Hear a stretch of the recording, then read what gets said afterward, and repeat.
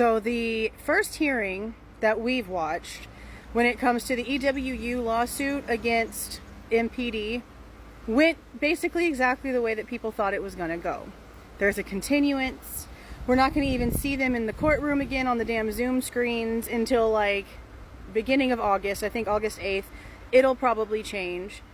They did not address the fact that the Chapin and Laramie attorney was there. And again, this is like piggybacking on an order that was already done for their entire subject of their lawsuit. And now here they are again for this one. Now, for those of you who might not know what I'm talking about, when it comes to the Bryan Kohberger and the 1122 King Road homicide situation, we have paid thousands of dollars. My channel, other channels have paid thousands of dollars for FOIA information that is redacted, that we're told belongs to other people, other entities, so we're not allowed to have it. You ask those other entities, they say, oh no, we gave it to Moscow because, you know, they're the lead agency. It's been a big, huge runaround. It's been a runaround, a big, huge runaround. Now, I was expecting EWU to at least file proof with invoices that they actually paid for redacted information. What it looks like so far is that they're complaining about them being told that certain things, namely, the only thing they really discussed in court was the Kohberger investigation. Not investigation, interrogation. Now, when it comes to the interrogation that was held in Pennsylvania, we've done extensive work trying to figure out that case too, that whole thing, okay? Because it was only recorded in the PSP barracks. Payne and Gilbertson were there. Lo and behold, it wasn't just recorded in the PSP barracks. The reports that came out that Brett Payne wrote about it says that Gilbertson had a little old pocket recorder and that he recorded the whole damn thing. And then there was a transcript made of the pocket recording. Except when I went to go ask ISP for it, and when I went to go ask MPD for it, it doesn't exist.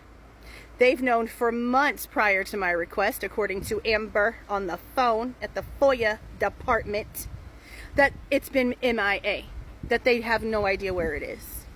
Not the first one to ask.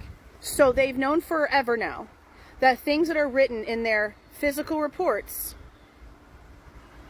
don't exist. So everything is gone. And nothing exists. They're telling us nothing exists. There's no video of the raid. There's no video of the arrest. Nothing. Nothing exists. We've paid thousands of dollars for footage that was manipulated. Some sort of sound filter was placed on it. They gave us like almost 2 hours of redacted, what they want to claim is muted, okay, footage when it comes to the timeline of the victims actually coming home. And the main reason why we even asked for it is because we have no timeline for Xana and Ethan. To this day, we have no timeline for Xana and Ethan. So when we finally got it, and that file was missing from the original file sent over, we had to wait another month to get it. And here I was thinking the whole time, it has to be because they're doing redactions. There's no reason for it to be taking this long. It has to be because it's redactions. The whole thing comes over muted. And when I asked Amber, okay, does somebody want to explain to me why there's no sound in this entire thing? That's how it was.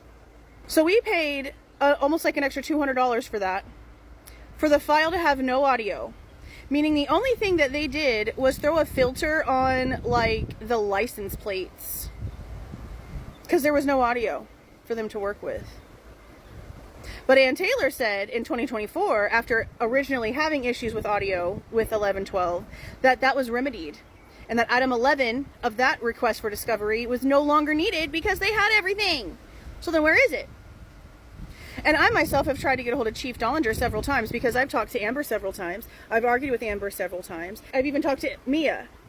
Yeah, the one in today's hearing that just sat there not talking, but the entire thing had to be rescheduled around her schedule. That chick. She couldn't answer protocol questions. She couldn't tell me who was last touch on these things. She gets $103 an hour to be the last touch. And she doesn't even know that it's her position. She had no idea how to answer any questions when it came to how they do anything down there. And now on top of all the discrepancies and all the stupidity, we have to wait longer now because the family's attorneys get to now sit there and dictate if the redactions done by MPD are up to their standard.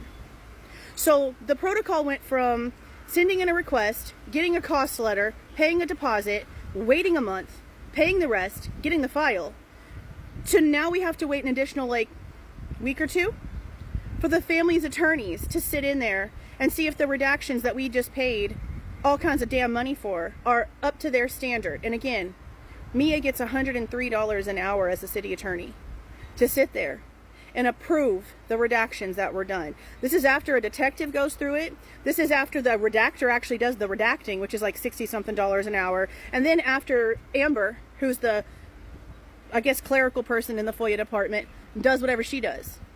We paid, again, just an example, $1,500 for 1112, $200 for the knife sheath information, 3 photos, 2 emails. 685 emails that mention a sheath that MPD says we weren't privy to. And that she tried to say were mostly spam. I said, no ma'am, not by the 16th. Because my request was from the 13th to the 16th. You're not getting 600 and some spam emails about a damn sheath in 3 days. Miss me with the dumb shit. So now we have to wait. We have to wait and see what they do. Well, I'm still waiting to see what I can do about the 1112 stuff. And I have a deadline coming up to file an appeal, which is June the 19th. So I'm trying to get that done on top of all the other things on top of life. So I'm going to have to sit down and study the damn Idaho codes and figure out what I can use like a damn lawyer to get these people to be honest about what's going on. And I can't even get the freaking chief to answer an email. I have tried. I've been told by multiple people, just get a hold of Chief Dellinger. Here's his email. Here's his phone number. Well, every time I try, he either doesn't respond or he's out of office. So, we're trying. But this is the updates for now with the FOIA situation, with how everything has been coming through, with how everything is not coming through, with how things are not getting done, with how much they're acting like they can't share things, with how they have to act like grown-ass people that we already know the names of, and their baby mamas, and everything about their damn life has to be freaking blurred out and redacted. And now, even after all the ridiculous redactions we've already dealt with, the families are now making it even worse. Which is so crazy to me, because if you want the truth, and you're still, some of them, complaining about the way this investigation went, then why are you fighting for things to be sealed up? You've been out here demanding transparency, demanding truth and honesty, and then the second that it starts happening, you freak out. You want to shut it down. That's crazy as hell.